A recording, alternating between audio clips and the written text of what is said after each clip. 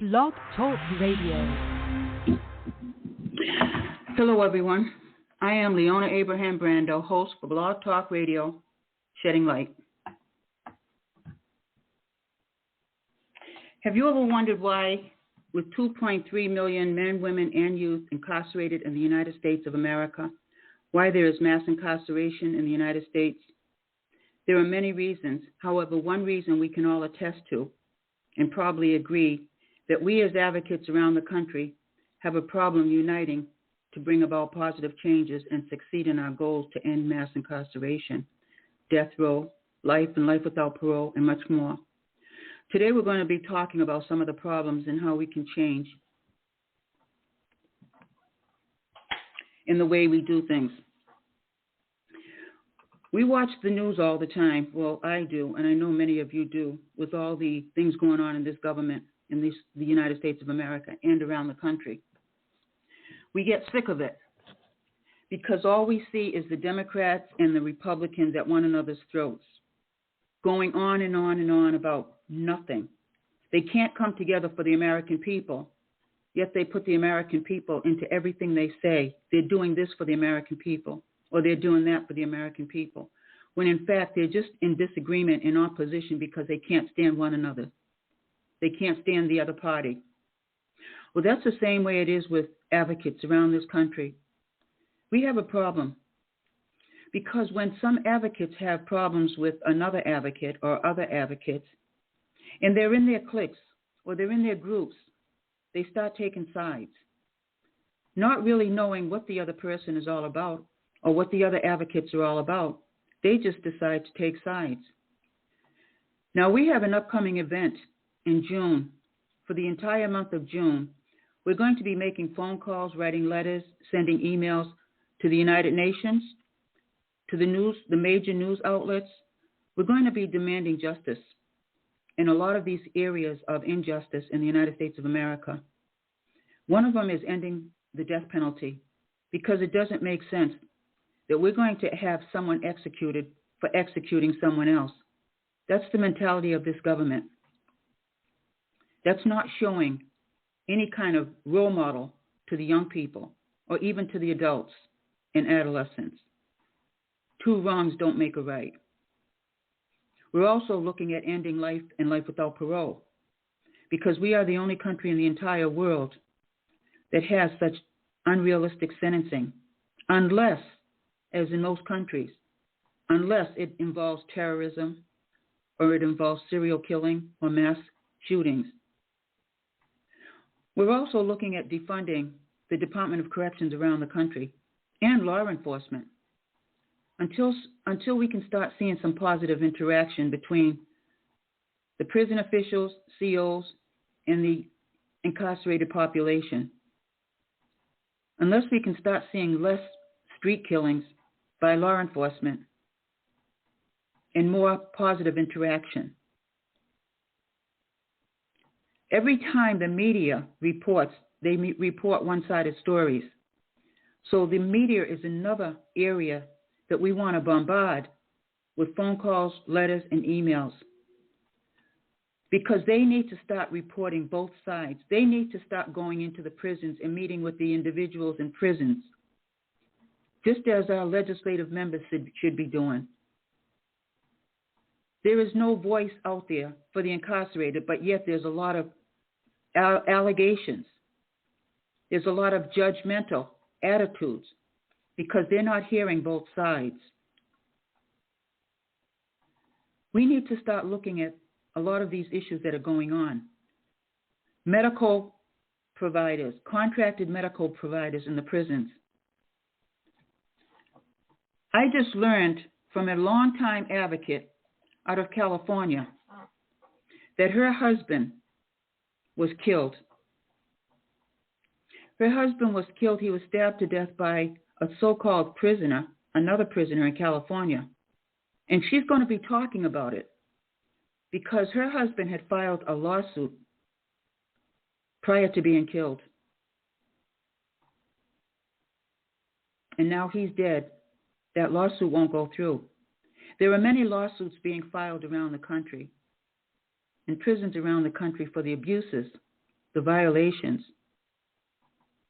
the tortures and torments, the deprivations, provocations, harassment. These prisoners don't have any outlet. They have no one to talk to. They have no way to get their voices heard. And so many of them go on strikes. Then you hear of riots. Did it ever dawn on anyone that these people are crying out for help? We have a media that will go all the way to Ukraine, that will go all the way to Poland, will go all the way to all of these countries to get the news of what's going on there. But yet they cannot go into their own prisons to get the news, get the voices heard of the incarcerated men, women, and youth. We have a serious crisis right here on our border, the immigration issues. And I was watching the news the other night when they asked if the president was going to go to the border. But he's on his way to another country. He's on his way to Asia. He just got back from Ireland not too long ago, and he's been out to all these other countries. But yet, right in our own backyard, all of these things are being ignored. Children being torn away from their parents. Parents disappearing, although alleged to have been deported, but you don't hear anything from them, and their children do not know where their parents are. We have major problems in this country. And now we're going to be talking about the problems we have within our own advocacy area. But I want to ask, we have a caller, 410. Do you want to state your name, please? Yes, I'm Josie Wheel. How are you, Josie? Good. How are you? Good. Do you want to tell the audience a little bit about yourself before we begin? Many people are probably familiar with you because you've been on a few times before, but if you can just explain a little bit about yourself and what brought you to advocating as well.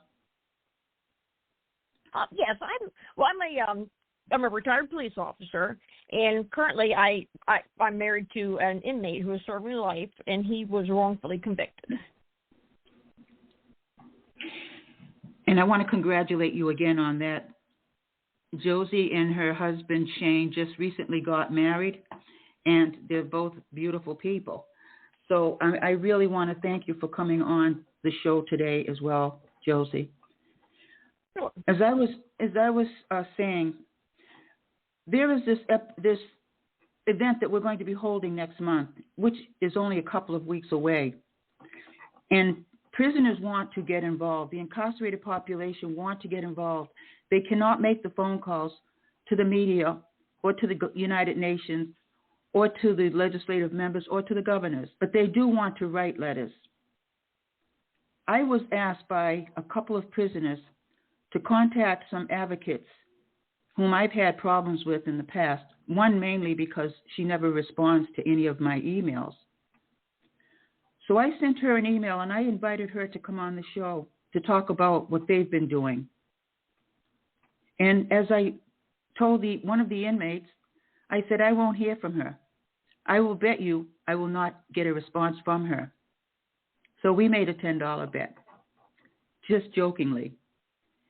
And sure enough, she never responded.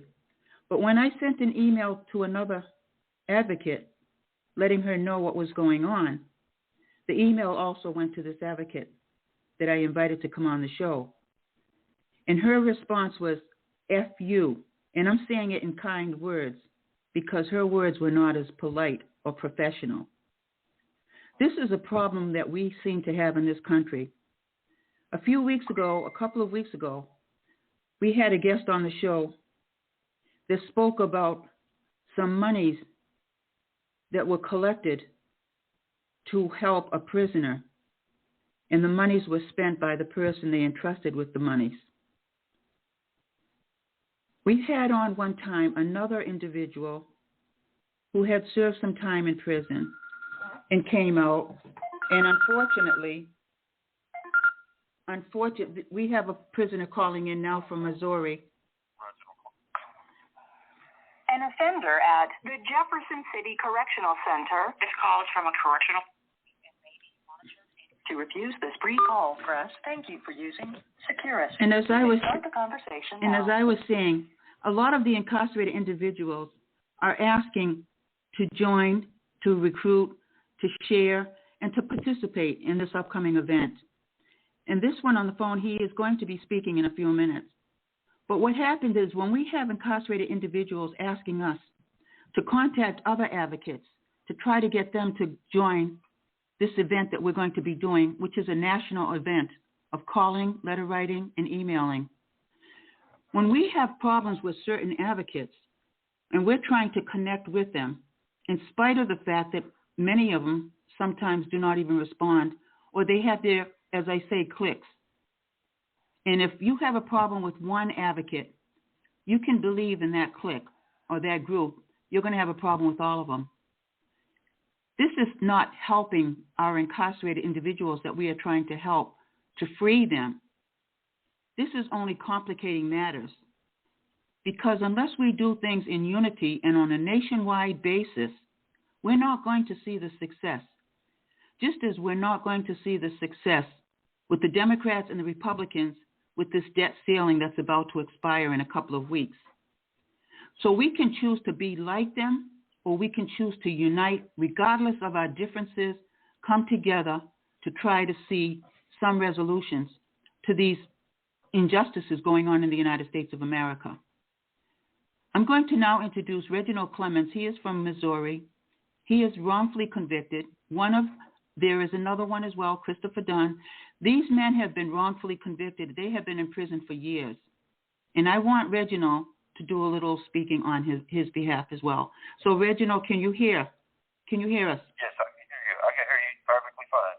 Okay, Reginald. Can you hear me? Yes. Do you want to let the audience know a little bit about yourself and what you've been going through as well, and what the plan is for the upcoming month? Yes. Hello. How are you all doing? Thank you for having me on the show, Leona. I greatly appreciate the opportunity to speak and address everybody. My name is Reginald Clemens. I've been locked up for 32 years.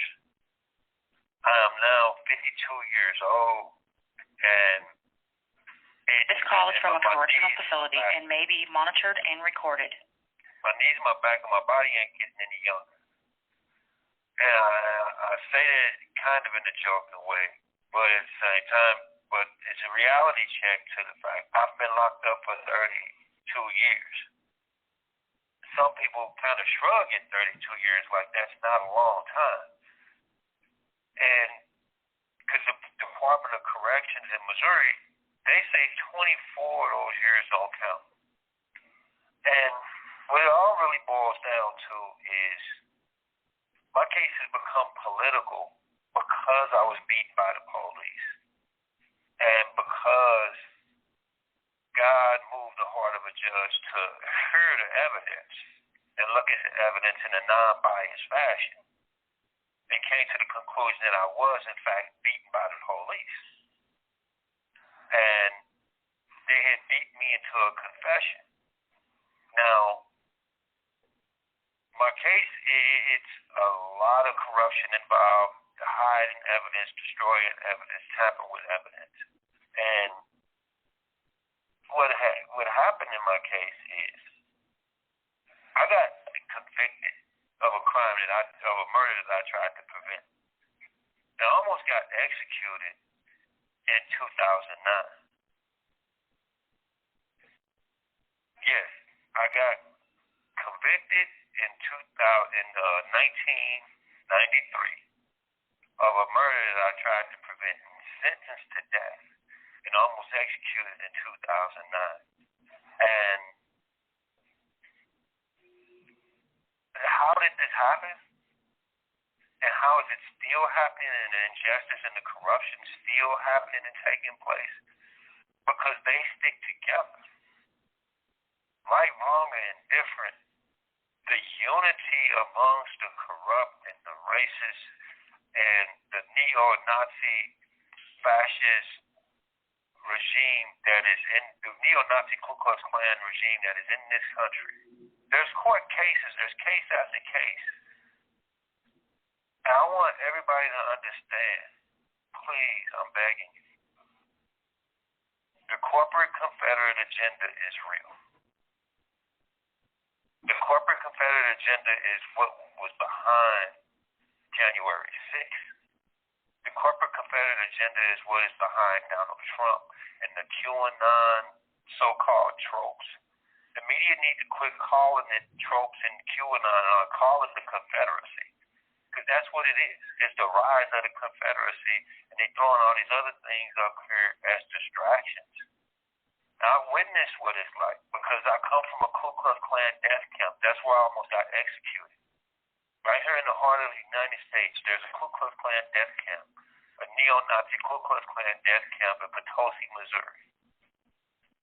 Look it up, MoDOT's Adopt a Highway program. The Ku Klux Klan owns that territory. Look up Ku Klux Klan Adopt a Highway program. Ku Klux Klan versus MoDOT, Missouri Department of Motor Vehicles.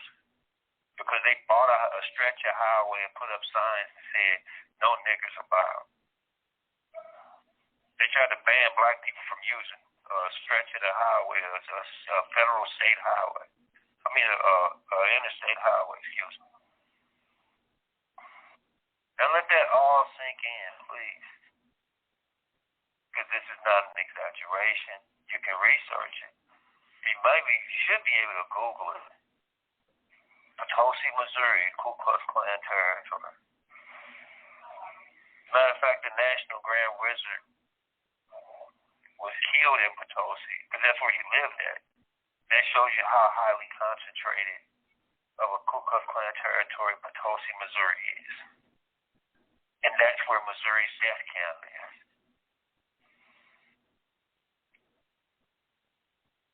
Now, I don't believe, I have a show called Ground Zero, and one of the things that we promote and propagate is offering solutions. Don't just analyze the problem, offer a solution. And that's what we need to do this Juneteenth. Not just celebrate, because slavery has not ended. Slavery is legal under the 13th Amendment to the United States Constitution. Slavery is alive and well today in the United States prison system. I am forced to work. If I don't work, I'll be locked down 23 hours a day and only let out 1 hour a day to take a shower. If I don't work in the MVE, Missouri Vocational Education Program, it's not Missouri Vocational Education, it's Missouri Vocational Employment. And it's forced labor. Because if I don't work, I'm locked down 23 hours a day. That's slavery. But they write it off as I volunteer. And the only way we're going to get around this corporate Confederate agenda to maintain slavery and reinstitute slavery, in other words, by other means, is to identify who these corporations are. Who are these corporations that are maintaining us in slavery? Who are these corporations who have embraced a profit off of prison ideology? Mass incarceration for profit. We need the help of the billionaires that got behind Meek Mills. We need the help of individuals who have the means and the resources to help expose who are the corporations that profit from the prison industrial complex. Who are the corporations doing business with the prison industrial complex in a way that redistribute tax dollars, redistribute the inmate canteen fund. The inmate canteen fund in the prison phone system is a $1 billion industry nationwide. If you look across the country, each state generates over $100 million off of their inmate canteen fund. That's where families send money to us to feed us because the prison barely feeds us.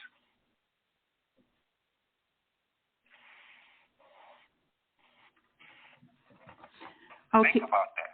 Okay, Reginald, we have another caller. Let me just unmute some of these. Yes. Okay, caller 203. Do you want to state your name, please? CJ? Pardon? How's everybody doing? CJ? Oh, CJ, how are you?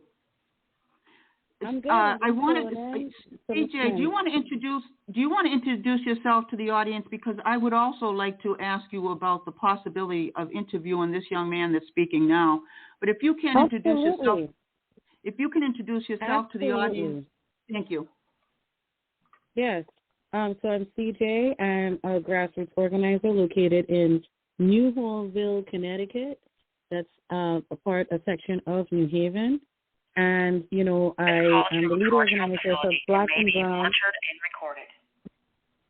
I'm the lead organizer for Black and Brown United in Action.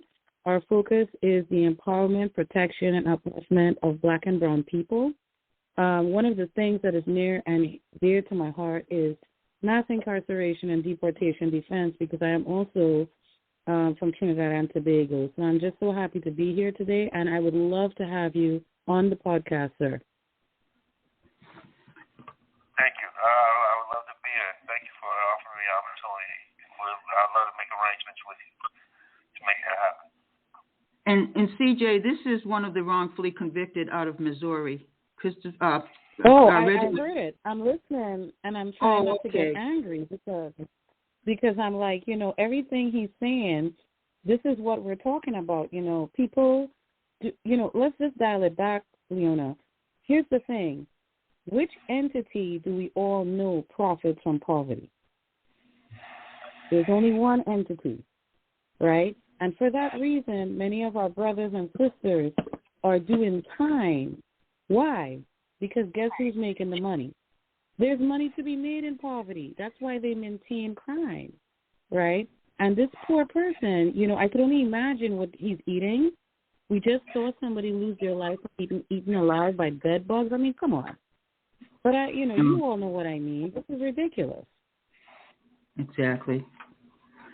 I don't know if, Reginald, I don't know if you heard about that, but it's all over social media about a prisoner that was eaten alive by bed bugs in the prison. They must have put him in there and never checked on him.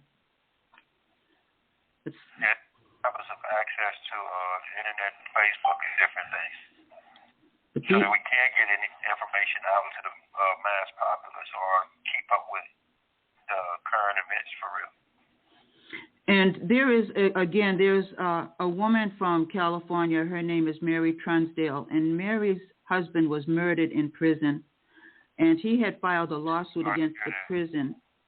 He had filed a lawsuit against the prison, and he was killed shortly after that. It was by another prisoner. He was stabbed to death several times. And she said that he had filed a lawsuit. She strongly believes that he was put up to it by the prison officials. So right now she's in the process of trying to find an attorney to take her case, the case of her husband being murdered. But these are things that are happening, and these large corporations are making an awful lot of money.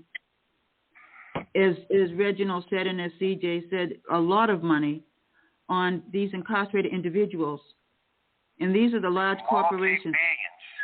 Billions. It's not millions here and there or a trickle. No, it's a multi-billion-dollar industry. I was doing some research and to see the prices of Nike shoes and all these expensive, very expensive shoes, the monies that are being made. And then I realized when I read deeper into it, that a lot of these things that they're selling for millions, hundreds and thousands of dollars is being made by the prisoners, and they're being paid less than $1 a day.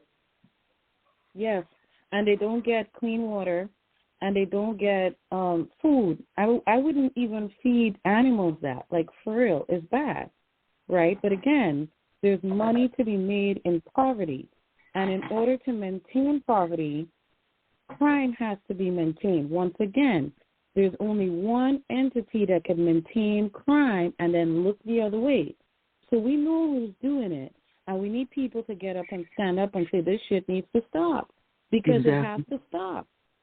It has to stop, because we have innocent people who are, their lives change. You don't go to prison and then you live a better life. If anything, you come out even worse than before. You're going to struggle, especially now. Are you kidding me? Come on. Exactly. Come on. Exactly. And tooth and nail against certain individuals actually receiving rehabilitation or being rehabilitated. They have a selective process where if you're not, for lack of a better word, kowtowing to the oppressive prison administration, right? Your label, they have something that they'll label you as. It's called oppositional defiant disorder. And I had somebody who worked in medical tell me that once they put oppositional defiant disorder in your file, you'll never get parole. If you're not in the 12-year sentence, you'll never get parole. And that's basically saying oppositional defiant disorder is basically somebody who is filing grievances and filing complaints about the abuse and neglect that we suffer. And I'm sure they got it in my file because I file complaints about the abuse and rights violations that we suffer. And I've taken a lot of rehabilitation programs.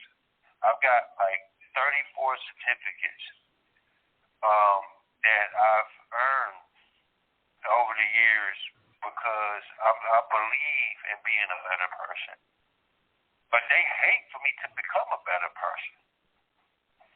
I'm glad you said that, Reginald. I want to say one of the things you were able to obtain the 34 degrees, but there are people in prisons, especially of color, who to this day have been denied opportunities to take any kind of programs whatsoever so that they can be prevented from going up to parole with some progressive work. And this you're absolutely right. And these are prisoners that don't get anyone to advocate for them. And a lot of them have been in for years. Yes. And some of the stuff that they're asking the prisoners to do, correct me if I'm wrong, some of it is really unrealistic stuff, man. Like, you're not being real. It's just a system. I mean, people have to break this all the way down. What is the point of prison? I mean, let's be real here. The slave masters, what did they do, Leona? When they wanted to punish our ancestors, they did not gather everybody around. They did not make it a spectacle, because that's what this looks like to me. Seriously. Yes. It has to stop. And this is why I say it's so important for advocates around the country and family members of those incarcerated to unite, to come together. And they have to put differences aside. I every week that I've had this radio show in the last few years, it's almost like I hear about so much division between advocates themselves.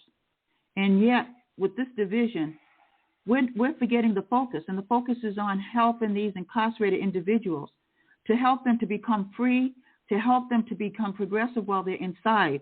A lot of these people go in with education. They go in physically great health. And what happens is they come out. There are people incarcerated right now in wheelchairs, many with dementia and Alzheimer's, many terminally ill, and they're still rotting away.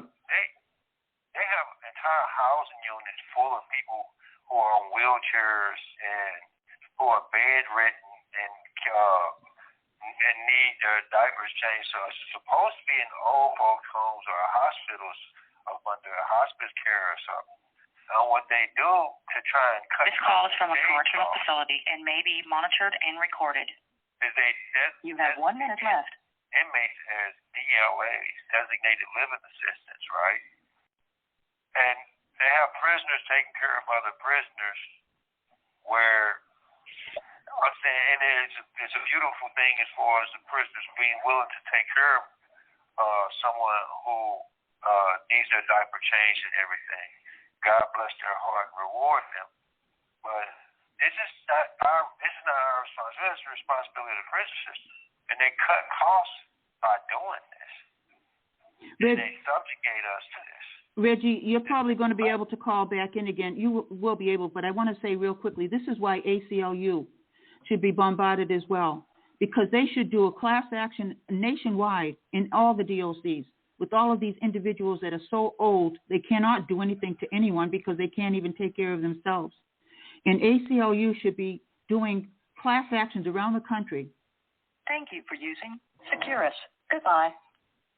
And he will That's probably absolutely correct. he probably will call back. But this is very much needed, because ACLU has not only been denying prisoners help when they have contacted them, but they also fail to realize that these incarcerated individuals that are elderly, that are terminally ill, that are in wheelchairs with all kinds of diseases and sicknesses, these people, they shouldn't be in a prison anymore. This is vengeance. No, they should not. Retaliation. They really shouldn't. They really shouldn't. And let me just share this. So one of the things that, and you'll know this, because you see my social media, but right now we're really combating for more health care, right? And specifically for the elderly and disabled. I tell you, I feel like people forget that we even have disabled people. Of course you're going to have disabled inmates. Of course. How are they supposed to exist in there? What are they supposed to do when there's a lockdown? Imagine wheeling around in a wheelchair during a lockdown. Come on, that's just inhumane. I said it before, I'll say it again. I feel like America likes to watch pain. They like to watch it. It's very profitable, and it's enjoyable to them.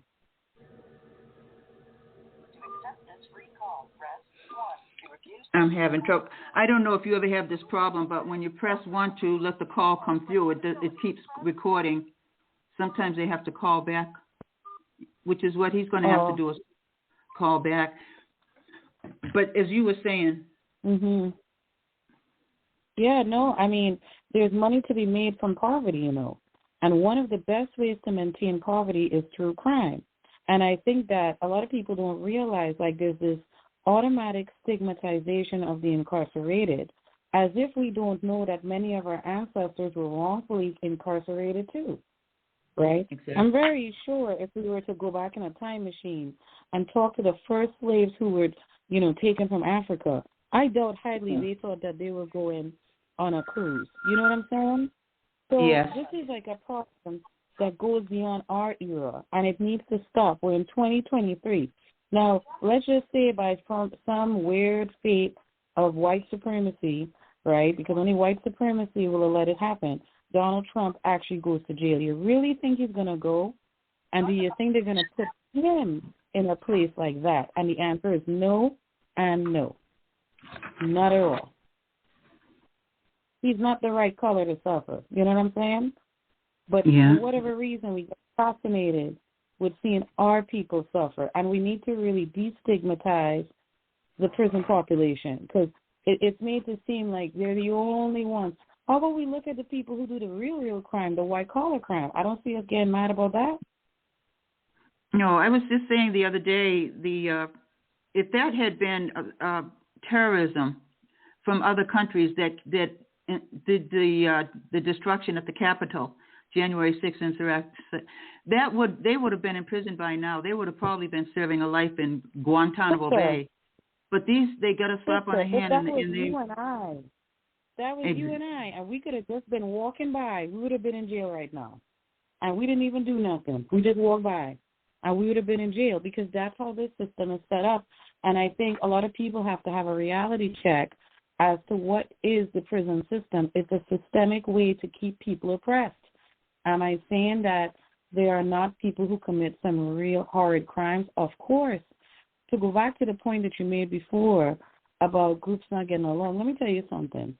Here's the unfortunate reality. Whether it's a grassroots group or an organized nonprofit or whichever it is, there's going to be the internal stuff.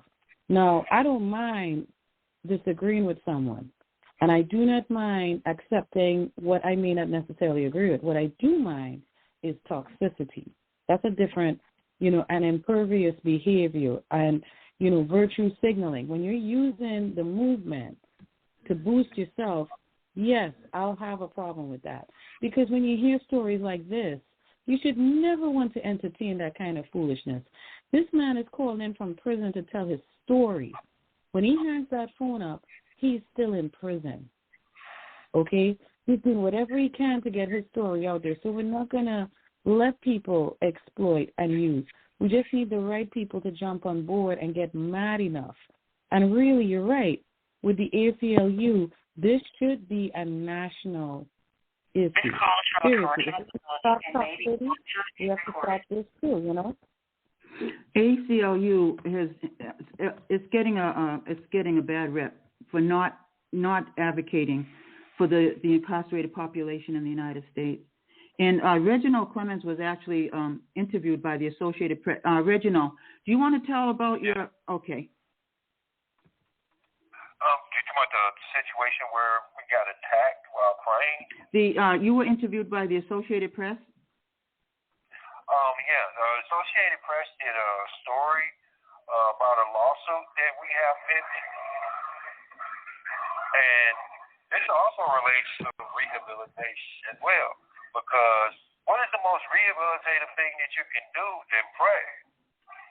I'm saying praying to a higher power is a fundamental necessity when it comes to AA and recovery from substance abuse and alcoholism. You have to find a higher power to pray to in order to change your life, change your mind, turn everything around. And while we were praying, these two guards came and told us to stop praying.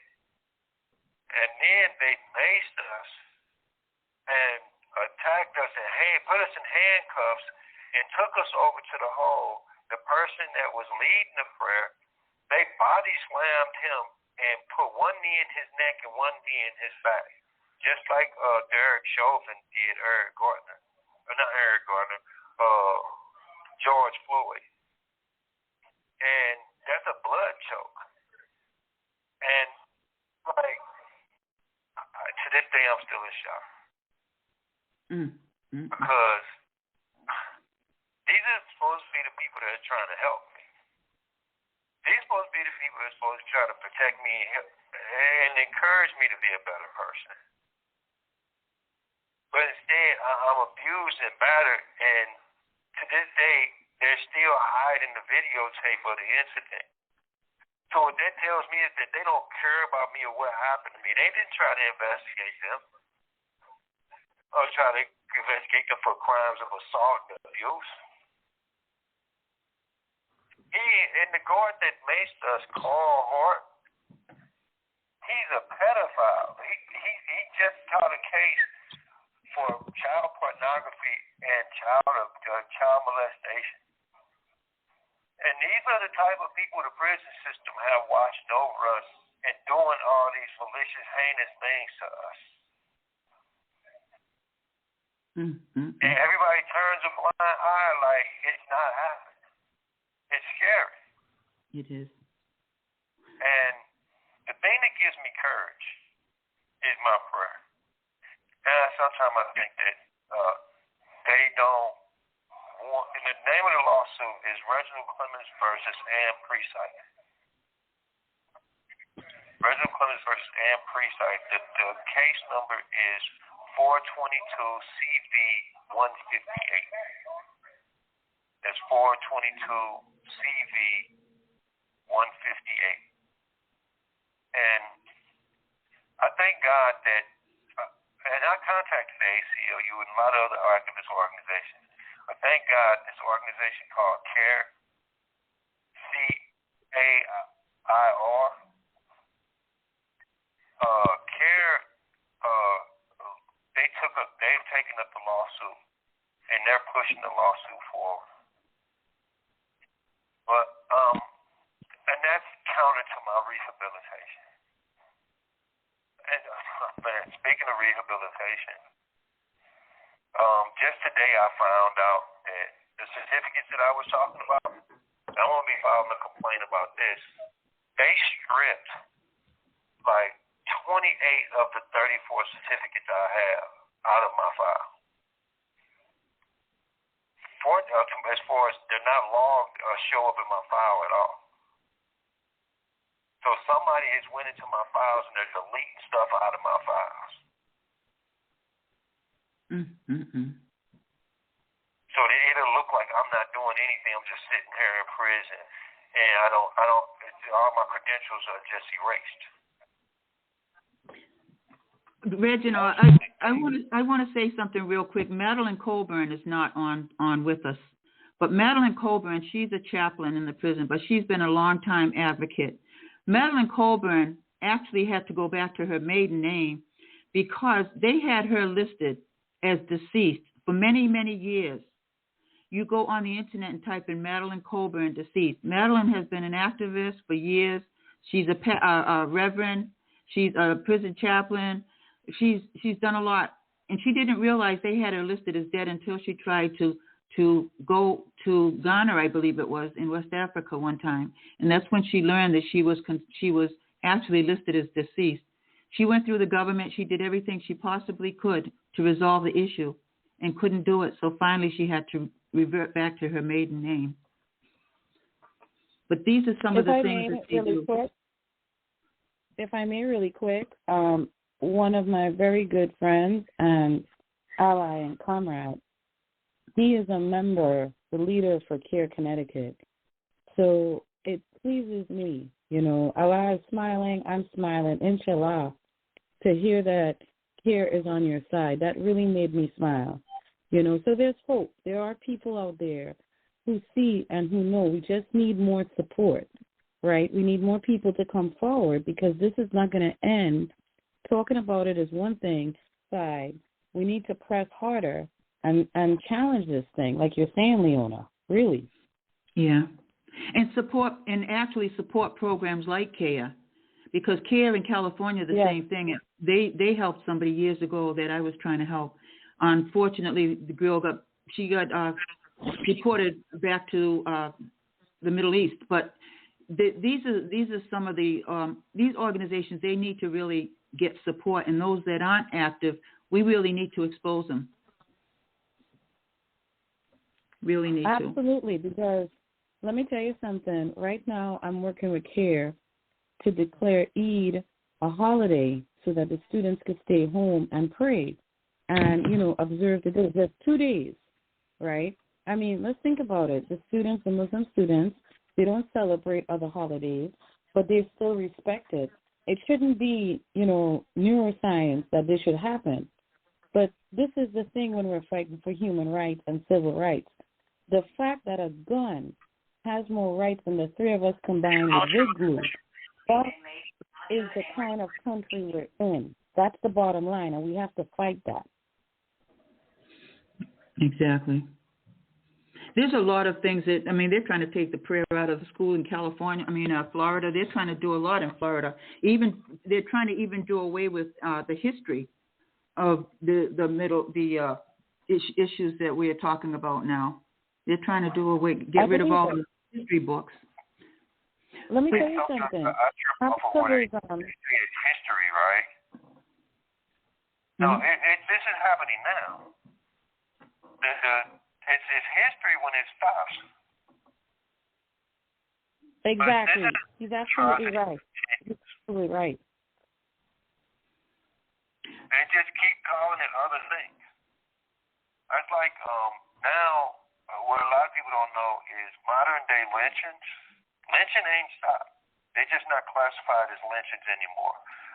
What they do is whenever they see young black men who are in college, they call them public suicides. They put on the death certificate public suicide. If a black man is hung and it's clearly racist, they list it as a public suicide. That way it's not a homicide. And it doesn't get classified or listed as a lynching. It can't be investigated in relation to a hate crime, and the pattern and practice of hate crime. So that means the coroners are part of the cover-up. The atrocity continues. And what we have to, that's what I want to do at June. That's why I want to promote and push this Juneteenth. I want to participate in this Juneteenth boycott where we divest from these corporations that support this racist Confederate system. And anything that here is own people, they act like they own us. Because they treat us like property. I wanted to mention real quickly, too, before I forget. And I forgot. I wanted to remind everyone, though, this thing that's coming up in June, we really do have to We really do have to come together because there is a lot of issues that we need to address.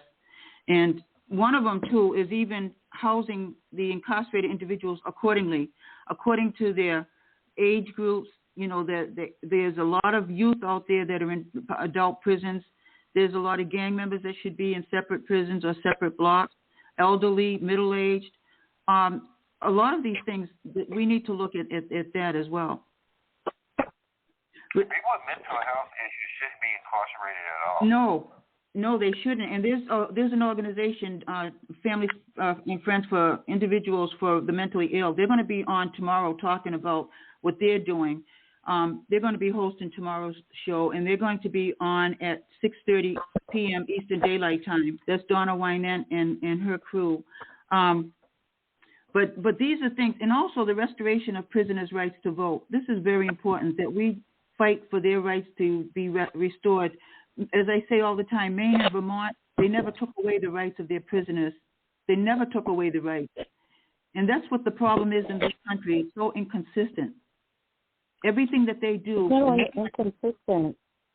It's not only inconsistently on that. It loves violence. It loves it. It's not, no, I'm not disagreeing with you. I'm saying it's inconsistent and it loves the violence. It likes to create the crime so it could incarcerate us. People have to realize capitalism is successful with a lack of empathy.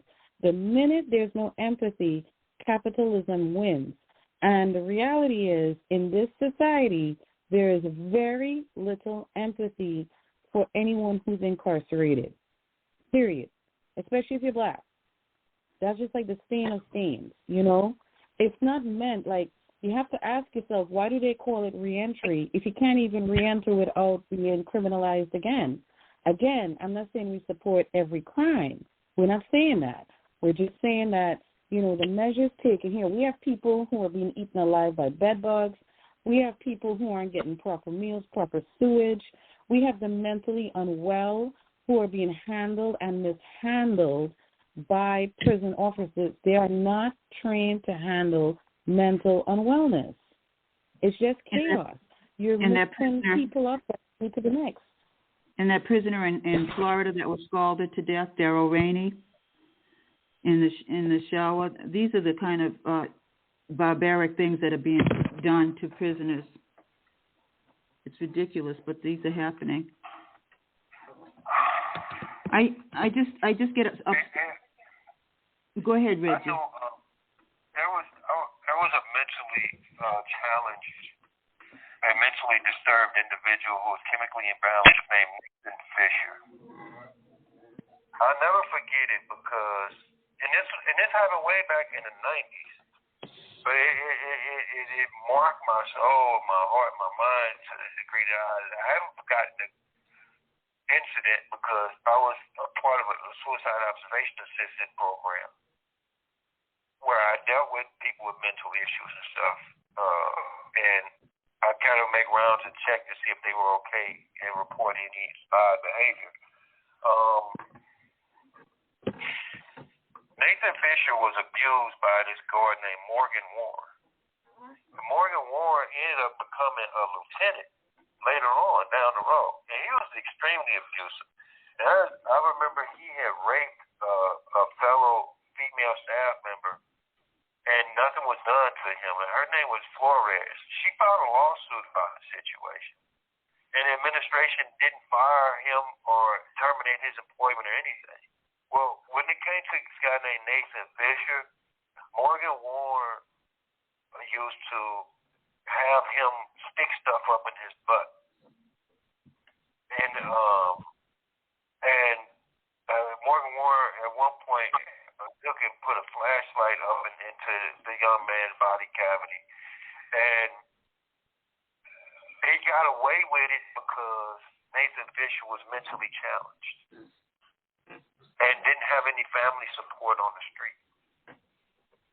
Nathan Fisher was released by the parole board, and he was so mentally disturbed by his prison abuse, right? Because it just exacerbated his mental defects, right? and his complications and challenges of trying to find some normalcy. Then when he got released This call on is from a parole, correctional facility and may be monitored and recorded.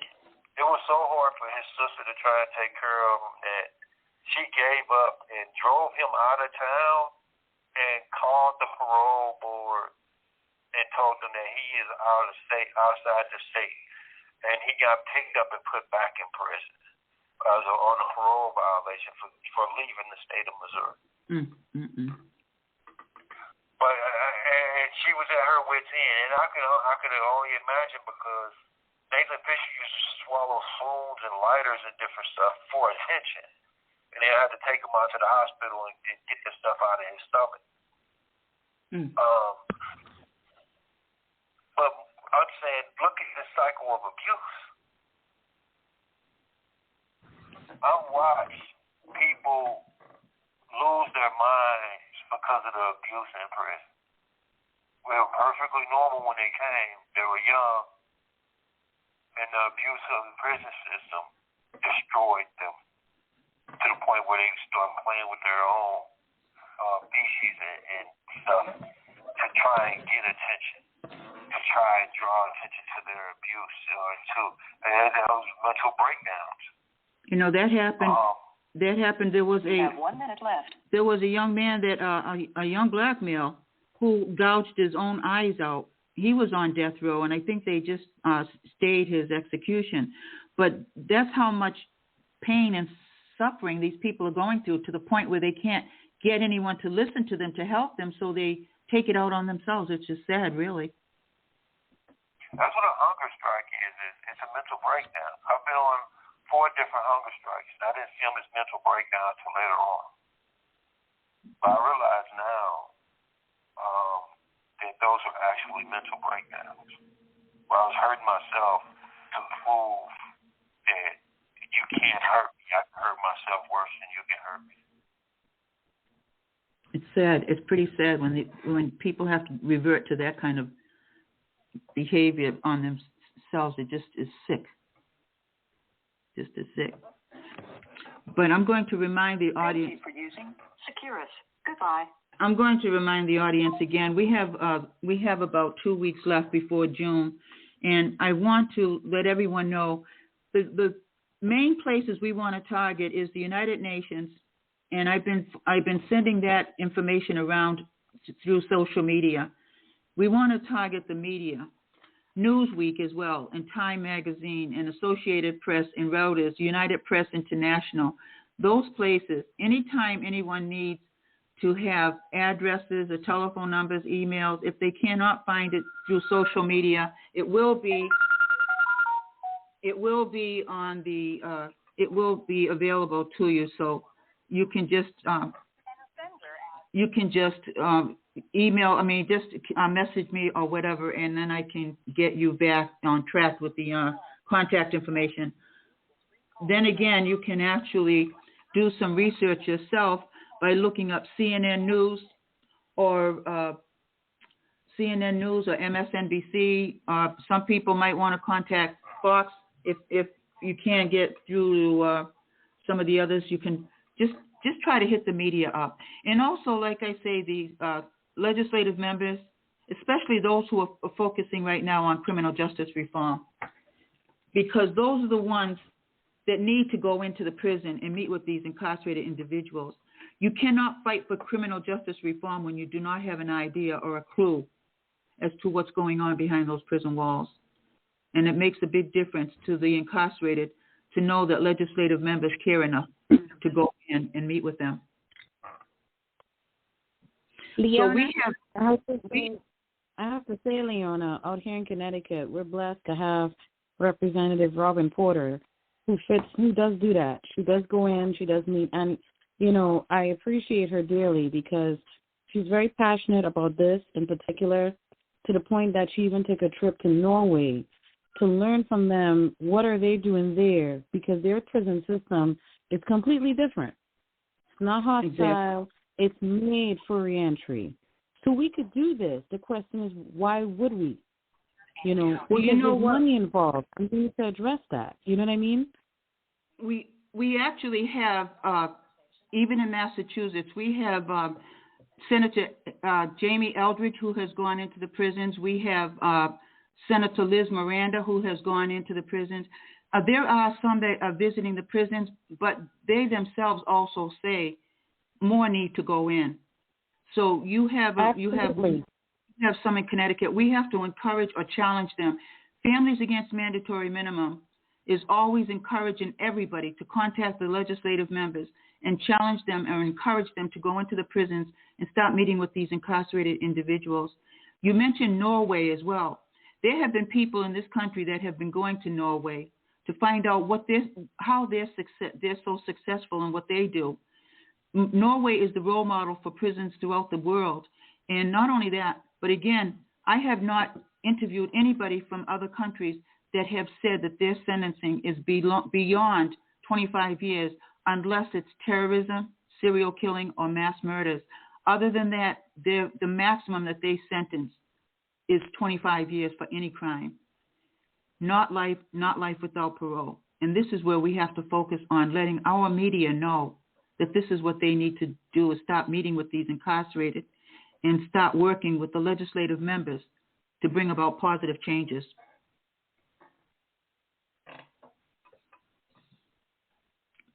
It's ridiculous. So, Reginald, are you back with us? Yeah, I'm back. I'm right here. Okay. Do you have any? We have 30 minutes left. If you have anything you'd like to add. Yeah, I would like to add and speak about the Juneteenth event that we're pushing for, and we're encouraging people to engage and participate in when it comes to trying to end mass incarceration by divesting from it.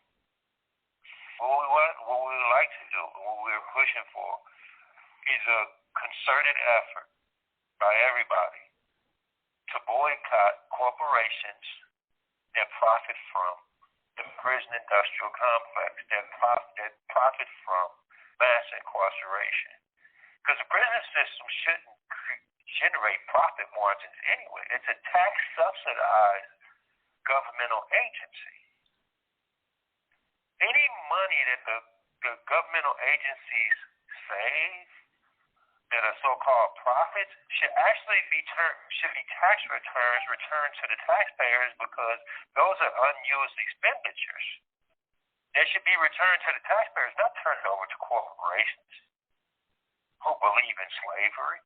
Not corporations that believe the 13th Amendment gives them carte blanche to exploit prisoners, and that's why they want to keep people locked up for the rest of their life, because they make money off of it. I believe the reason they do that is because I believe the Department of Corrections around the country is making money from these corporations. These corporations are paying them something, I'm sure, to allow them to use prison slavery. Exactly. But the corporations that make money off of the prison industrial complex and mass incarceration are more easily identifiable. And they are the ones that are driving these crime rates too, because they're making money off of it. There's judges that have been caught filling up juvenile centers that they own, private juvenile centers that they own. So it's not just corporations. There's judges and prosecutors and attorney generals. Mm-hmm. These public officials that we look up to actually don't see us as nothing but money, opportunities to exploit us. And you best believe it's the black and brown minorities that this shoe falls on the most. When the other shoe drops, it hits us right in the head and it lands on our neck. The boycott is, we want to list all the corporations. This call is from a correctional facility and may be monitored and recorded. That make money from the prison industrial complex and identify them as corporate confederate corporations. Because they believe in benefiting and profiting from slavery. Because in the United States of America, under the 13th Amendment, incarceration is slavery. We need to change that. But that won't change until we take the profit margins out. They're not going to morally have sympathy for us. They don't care about us. I've seen the care. I felt the care. I'm still in prison because of the care that they have. Listen to what I said. They said that 24 years of my time don't count. Yes, ma'am. No, I was going to say, you know, Reggie, this is something that we keep forgetting. There's 2.3 million people incarcerated in the United States, in prisons, jails, and houses of corrections. 2.3 million men, women, and youth. No, you know what? They go by 2.1, but that was back about 5 or 6 years ago. But the thing is, these people incarcerated, 2.3 million. Your story is not isolated. It's not an isolated situation. There are thousands going through the same thing you're going through. There's thousands going through the same thing that a lot of us and the loved ones are going through. And that's why people might say, well, that's not my problem because I don't have that. That's not my situation. It may not be, but we're going to be fighting for everybody's situation of injustice in the U.S. prison. And I don't care if... That's another reason I speak out, because I thank God for a mind to be able to contextualize and explain my situation. And I know it's not unique. Anybody can call in. And the thing is, when I talk about advocates being divided, there were two advocates, well, one advocate on with us, and she got off. You know, sometimes they don't want to speak up while the conversation's going, but they will drop out. And this is what we have around the country. We have a lot of advocates that are just not committed enough to speak out, and then they get upset because they're not asked to speak out. You shouldn't have to be asked to speak out when you have something to say, you want to say it, and we need to get it out. But that's the problem we have in this country. We have advocates that are just so divided, and a lot of them, they get upset and they're ready to drop out. And to me, I don't like people like that. They can either be 100% in or they can be 100% out, but don't be in between, because we're trying to get some issues resolved. I listened the other day to somebody talk about every Sometimes you race. can't wait to be called or to speak up. We have to speak up anyway. I've had advocates talk to me about races, about Black Lives Matter, about GLBTs, about all these things. They just go on and on and on as if they don't have problems themselves. But they can talk about these other issues, these other genders, other races, and nobody says anything to them. But when they hear something they don't want to hear, they're ready to drop out. This is what we have, and we're supposed to all be advocating in unity. Well, no, you raise what was that, CJ? I said you raise an important point. Like, you're absolutely right. There are some people who enter this fight, but they enter it with their own agenda. It has to be their way. Yeah. And you know, that we have to also push for us to be represented. I'm really tired of white people taking our cause and then they run with it, but nothing's solved. They get the notoriety and they get noticed, but nothing changes. The advocacy itself, period. If you're not going to be with it from start to finish, leave it alone. And if you're going to come to it and toxify it, please stay away. That's all I'm saying. Keep it to yourself. You know, there was a young, his name was Sean Ellis. He was exonerated about a year or so ago. Wrongful conviction, all those years, he was exonerated. And I happened to notice in a picture with the lawyer he had at his trial, Norman Zelkine, with his arms around Sean Ellis. Now, his arms are around Sean Ellis when Rosemary Scapaccio, the lawyer that freed Sean Ellis, had him exonerated. Now, this lawyer that was his lawyer when he got a life sentence, all of a sudden has his arms around him, I guess to make himself look good so everybody will think he was the lawyer that freed him. Who knows? But this is the kind of mentality that some people have. They will represent you half-assed. You go to prison for life or life without parole, and then another lawyer comes along years and years later and frees you, gets you free, exonerated, and the lawyer that was your lawyer when you got sentenced to life is all of a sudden arms around you like they did something for you. This is how they divide people. That's how we get divided in our country. And a lot of people don't realize what's happening to them because they haven't been around long enough. But somebody that knows the ropes knows when somebody's being sucked in to manipulation. And that's what we have a lot of, even in Massachusetts. Yeah. I say we need to document and identify the truth. Exactly. What I mean by that is we might not get justice today, but they're trying to erase our history. They're trying to erase Absolutely, brother. So that they can do it again.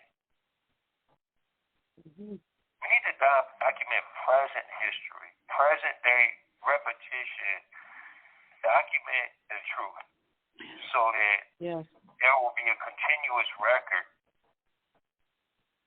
so that when the day comes that we do figure out exactly how to eliminate the corporate Confederate agenda or how to counteract the corporate Confederate agenda, we'll have a pattern in practice identified, pattern in practice understood, and a pattern in practice that we can strategize against. Well, as the activist Shaheed said, Anthony Shaheed, give those bad ratings to all those organizations profiting off of prisons. Bad ratings. It's easy enough to go on their sites. These are some of the ways. And I'll tell you another thing. There was a time when everything was going a lot better than it is today, when we had the activists of the NAACP and Farrakhan and National Action Network. These people have disappeared, and this is a problem. This is a problem because there's no advocates out there anymore for the cultures. I like what CJ was saying about white people coming in and then hijacking movements. And I said we appreciate their support, but and them sympathizing, having compassion and concern. But you said it, hijacking. Hijacking. Be sincere and genuine. I was just talking to somebody today, right? And I was like, this call is from a correctional facility and may be monitored and recorded. I welcome your help, but I need your empowerment. I need you to help me become empowered. Not just help me. Don't just help me eat today. Empower me to feed myself in the future, today and in the future. That's what we need, empowerment for people that are willing to help us in our diaspora that still continues today. Where we're being divested from and we're being economically repressed. Help us to become empowered. Join the Juneteenth. I love what you said, brother. Juneteenth is extremely significant. Yes, CJ? No, I was going to say I love what you said there because it's true. And I want to add to that and say it's okay to push back. We need to stop letting them shove us out of our spaces. We have to tell our story. We cannot just let them tell our story for us. You know, I mean, we have to own our narrative. And the truth is, for too long, they have made money off of us from our poverty, our imprisonment, every single part. Our true white ally will have no problem being in the background. They will have no problem empowering you. They will believe in equity and understand what that means. And that's what we need. And we need our fellow black and brown people to step up. We need you all to step up. Don't give up on us yet. Don't just wait for the white man to do it either. We have to do it. We have to believe in our own people and say the time is now. Let me tell you something. When black and brown people start to organize, it scares the hell out of the government. Why? Because capitalism is successful where there is no empathy. So whenever they see people starting to organize, they get real scared because that shows up. And remember, we're supposed to be so progressive in America, right?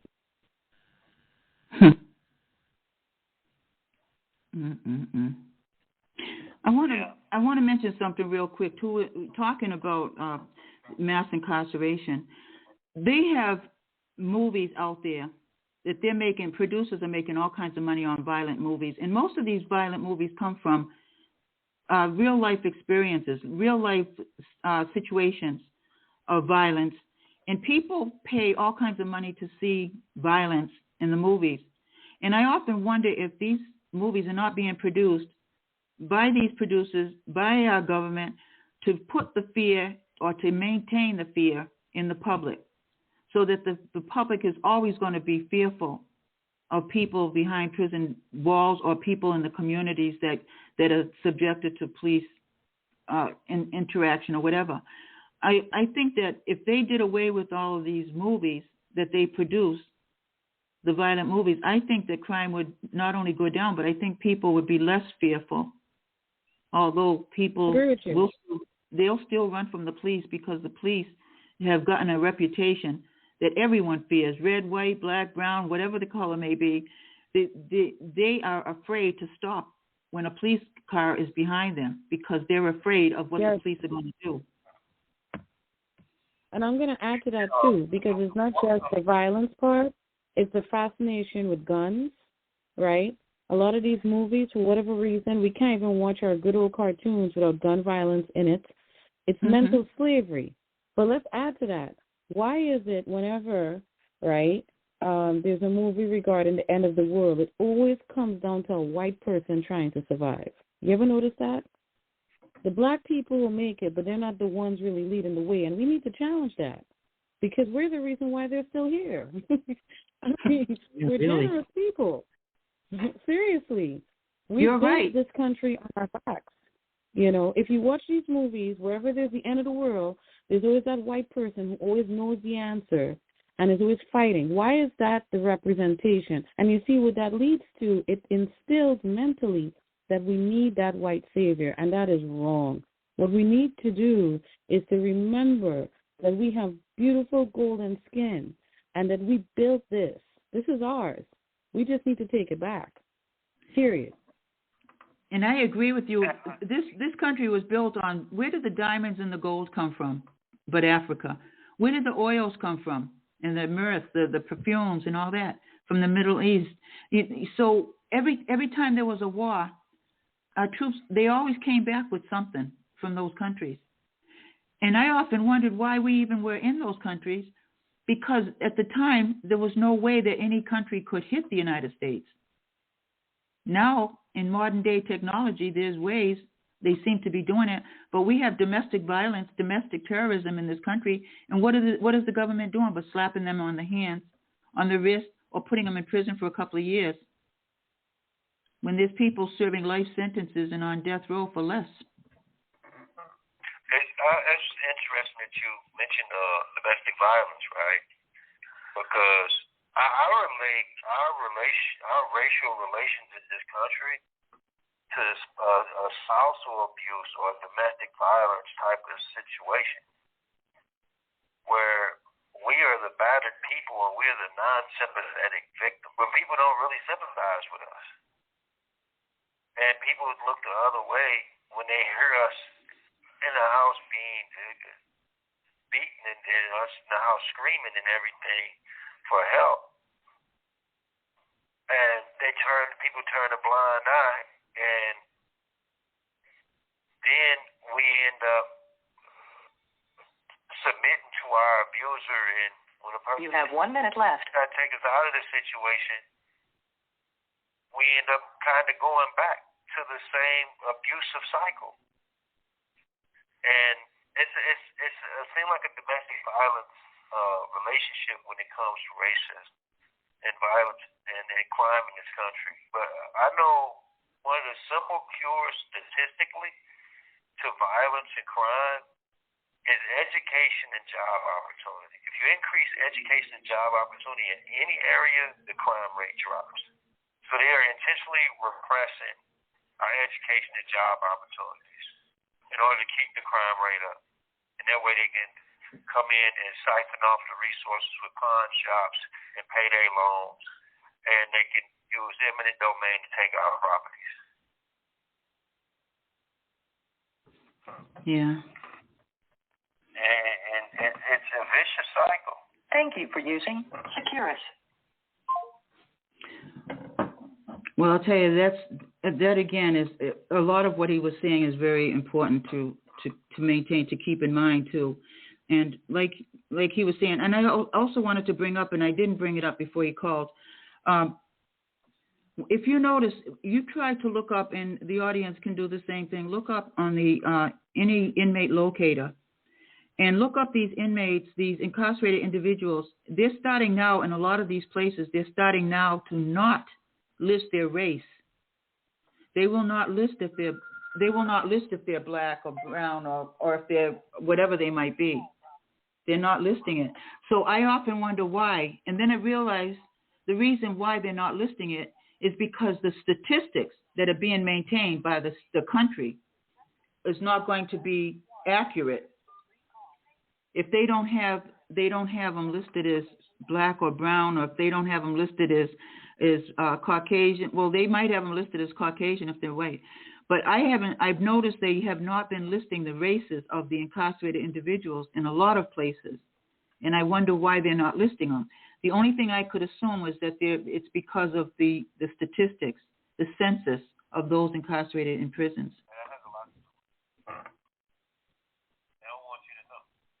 That's it. That's why I was saying document the facts. I was surprised because there was a time when they listed their culture, their races, but they don't seem to be doing that anymore, and I couldn't understand why. But I think the only reason they were doing it then is so that they could keep track of black people. What do you mean, the races? Yeah, the races. Because see, the domestic slavery never ended in this country, and they wanted to keep track of us. Use a census system and bureau to track black people so that they could coordinate us off. But now that they have computers, they have a system where they can systematically filter us out a little bit better. Mm-hmm. One of the things I want to get back onto, though, because we do only have a couple of weeks, is this unity. We will find out how much unity and how much division is out there in the month of June. We'll see how this works out. But again, there has to be more communication between advocates, and whether they agree or disagree. And, you know, the discussion we've had today on this show would have been a good time for advocates who are in disagreement to come forward to talk about it, to talk about their opposition, or to talk about their agreement, whatever the case may be. This is how we have to work things out so that we can all come together in unity for the month of, and I say this even if it's only for the month of June, but it's something that we all do agree on, and that is injustices in the United States penal system and in the communities. So everybody's experiencing some form of injustice now.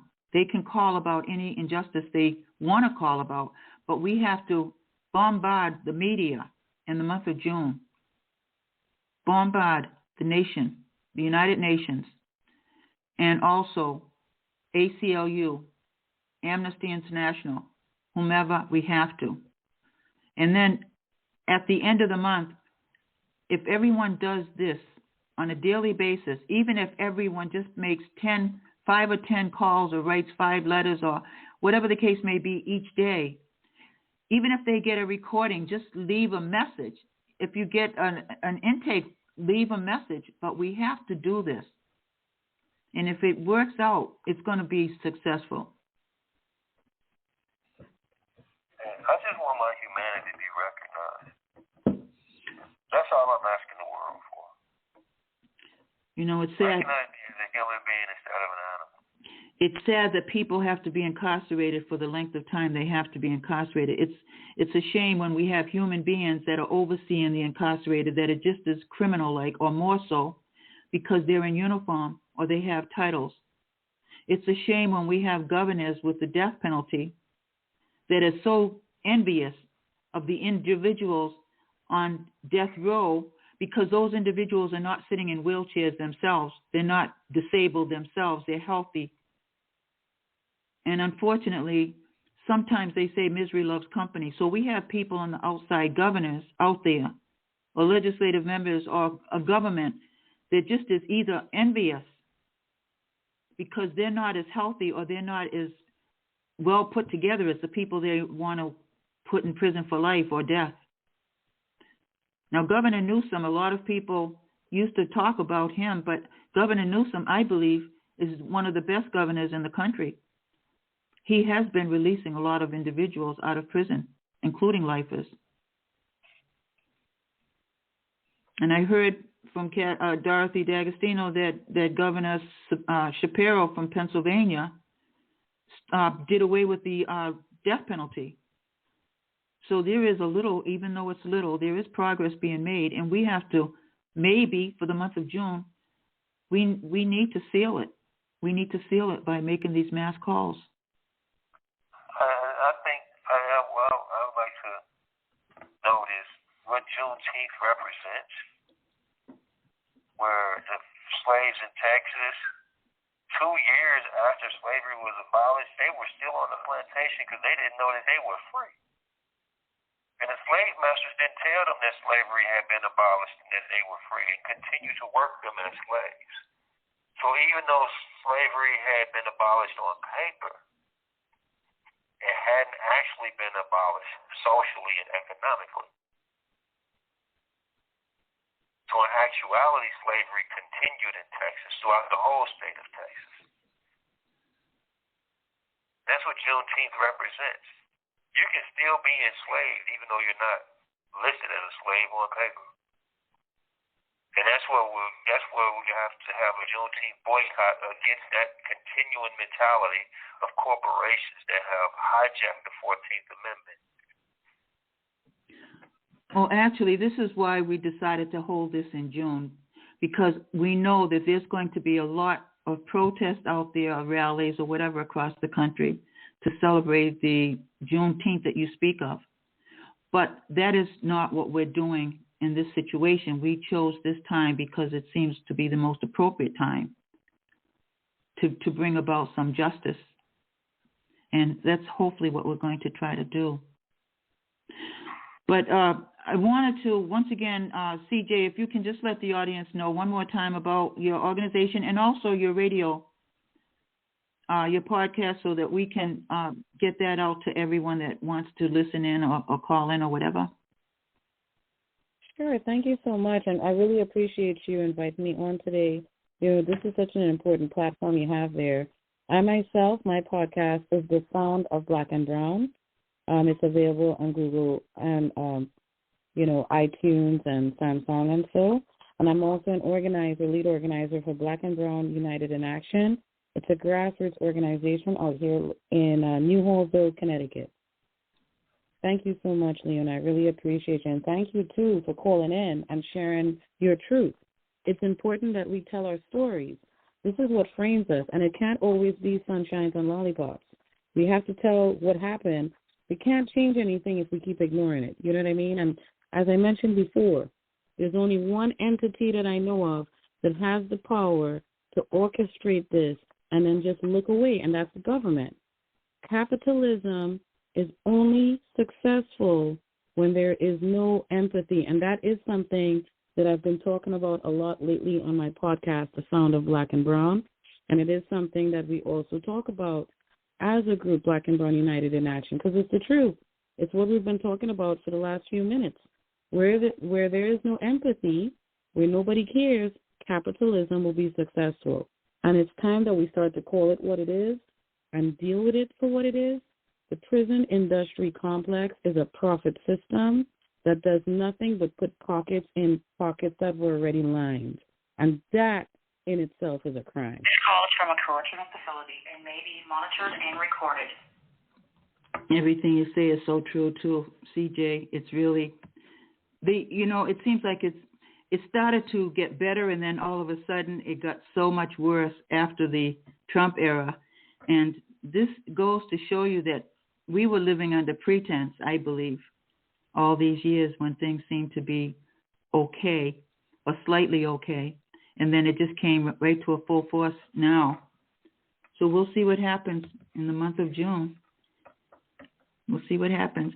So, Reginald, if you want to say if you have any last minute things to say, we have about 3 minutes left. Thank you very much, for this opportunity to be on your show. I thank the listeners for tuning in. And I have a show, Ground Zero, on Mondays at 5 o'clock on the Shedding Light Network. Reginald, can you when you say 5 o'clock, we have people listening throughout the country. So is that Eastern Daylight? 5 o'clock Eastern? Central, 5 o'clock Central on Mondays. Okay, so that would be 6 o'clock Eastern and 3 o'clock West. Okay. It'll be 3 o'clock on the West Coast. Okay, so 5 o'clock Central, 3 o'clock West, and 6 o'clock Eastern time. Okay. Yes. Okay, and can you talk a little bit about it again? Yes, it's called Ground Zero, and it's about getting down to the heart and the root of the matter. We're not into being politically correct or silencing anybody's voice, and we prefer that people not only analyze the problem but offer a solution. Awesome. And I thank you, CJ, for offering me the opportunity to be on your show, and I will look forward to people participating in supporting each other and unifying, because the evil that we're fighting against to try and bring about humanity and unity that we're praying for, those people are fighting every day. Bob Marley said that they never sleep. And that's why after he got shot, he did a concert. It's like he has to fight against the dying of the light. He did a concert with a bullet wound in him, a fresh bullet wound. I want to thank you, Leon, and I appreciate you, and God bless you.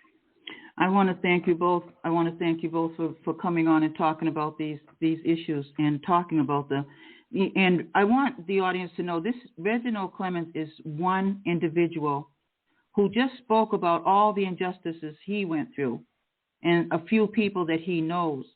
Consider this as just a tiny example of what we have in the United States prisons on a 2.3 million incarcerated individual basis, the torments and tortures that they're going through. Emily Shelton is going to be holding a rally for 3 days or 4 days in July. It's going to be based on the Nelson Mandela torture, and it's going to be talking about tortures in the American prisons. So please be ready for June and July events, and possibly August, which is something that's being looked at too by some heavy activists. So I want to thank everybody for being on. Again, CJ, thank you so much for coming on. And I look forward to having you come on as a guest another time as well. Reginald, thank you for calling in. I know you had to call in 4 times, but you got the messages out, and they were very important messages. So I thank you both for being on. And audience, I want to thank you all for listening in, joining us, and we will be, again, tomorrow is 6:30 p.m. Eastern Time. Donna Wynette will be talking about the mental health issues in the prisons, and it is Mental Health Month. So tune in tomorrow at 6:30 to Eastern Time to listen to Donna Wynette and her committees. So thanks again, everyone, and we will now be ending this episode.